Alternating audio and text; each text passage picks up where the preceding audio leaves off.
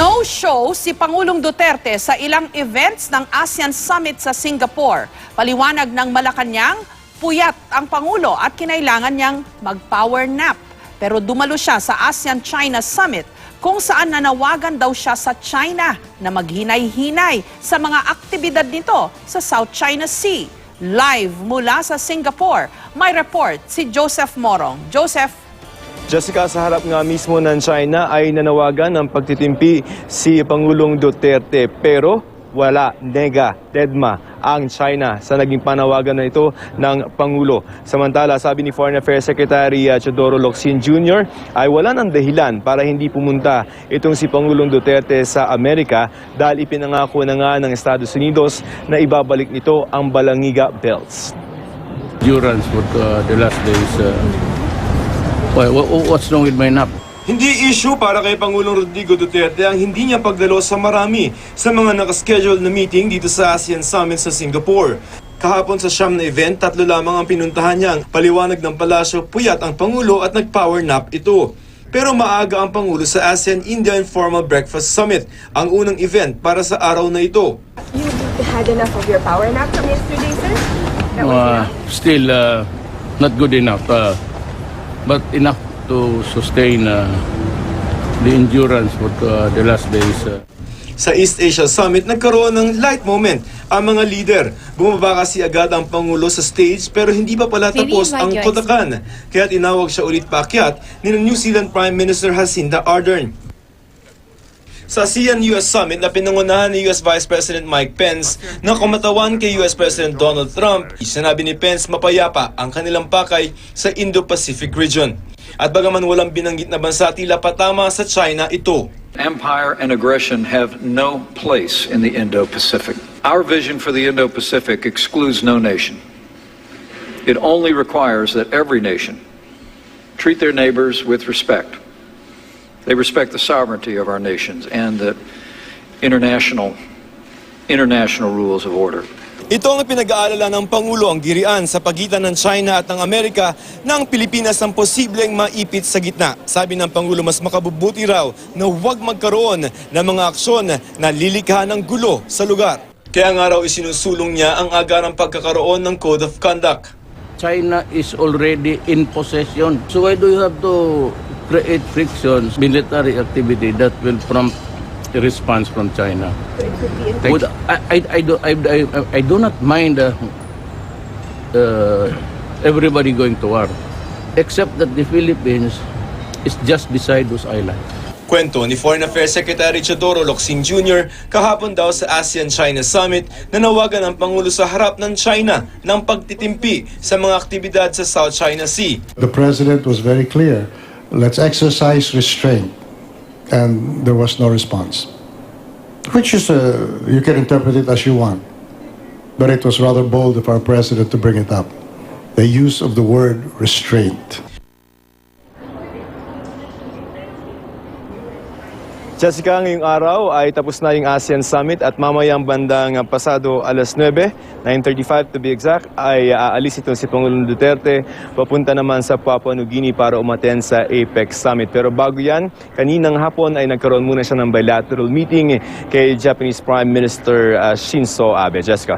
Joseph, naintriga lang ako doon no, sa tanong kung ano ba ang ibig sabihin ng Pangulo nung pinagsabihan niya ang China to exercise restraint. Pag tinagalog natin yan, maghinay-hinay ang China sa mga ginagawa nito sa South China Sea. This in the light of yung recent developments na nakapagtayo na ng weather stations ang China sa 3 sa mga artificial islands na nalikha nila.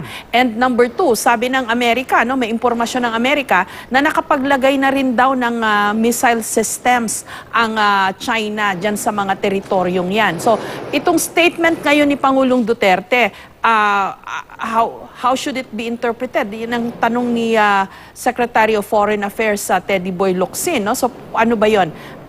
Hugot, warning, meron siyang tampo o whatever.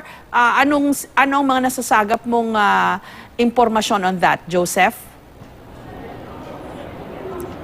Okay, the way Secretary Locsin explained this is that para lang ba to sa China? Pwede rin namang sabihin na para ito sa Estados Unidos, yung pagtitimpi may not just include yung reclamation activities or building up of new structures, but also yung mga phone ops, no? Itong mga freedom of navigation patrols na ginagawa ng ibang bansa katulad ng Estados Unidos. So I think the President, the way Secretary Locsin explained it, is appealing to all forces in the South China Sea, especially the bigger countries, no? Na if you have activities there, ay maybe i-restrain ng konti. And in fact, if I remember correctly, Secretary Locsin said that if there are scheduled military drills in the area by the United States, maybe it's more prudent to suspend that for the meantime, Jessica.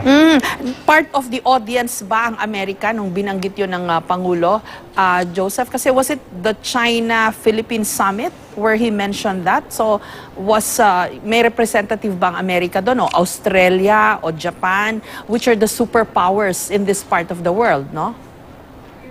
Yeah. Correct.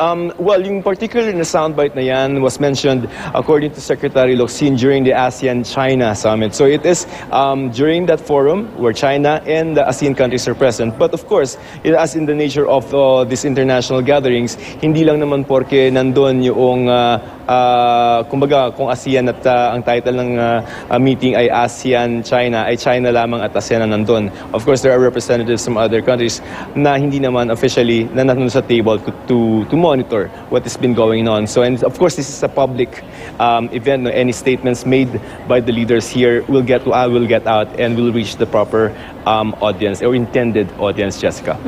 Kasi dun sa Code of Conduct na isa pa sa mga isinusulong ni Pangulong Duterte dyan sa ASEAN Summit, ang tanong kasi dun, Joseph, no, parang masyadong matagal bago nila mabuo yung Code of Conduct na yan. In the meantime, hindi naman tumigil yung China sa mga aktibidad nito sa South China Sea. In fact, ayan na nga, meron na silang weather stations, meron na silang missile systems, etc.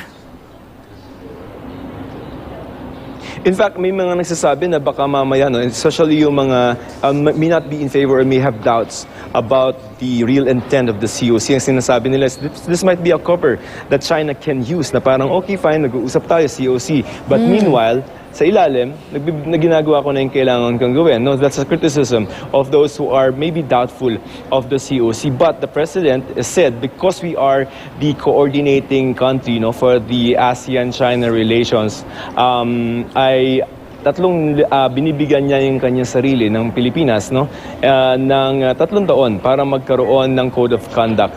At the very least have that COC para at least merong basehan ng relasyon or pakikitungo yung ASEAN at saka yung China kung halimbawa man na may konting sigalot. And kumbaga, kung may meron tayong pag-aawayan na may terms of reference, so to speak, kung paano tayo i-approach yung problema, hindi yung on a per need basis, on a per issue or a per incident basis, Jessica. Okay, so may nag-follow up ba nung sinabi ng Pangulo yon na yung Code of Conduct na dapat i-address na? May nag-follow up man lang ba kung hanggang kailan maghihintay ang lahat dyan sa COC na yan? Joseph? Well, talaga naman na ang maswerte na, no, kung magkaroon ng COC sa loob ng 3 taon. Kasi maraming kailangang balansehin na interest, no. The Philippines dito, si Secretary Locsin is saying, hindi naman yan deadline, yung 3 years.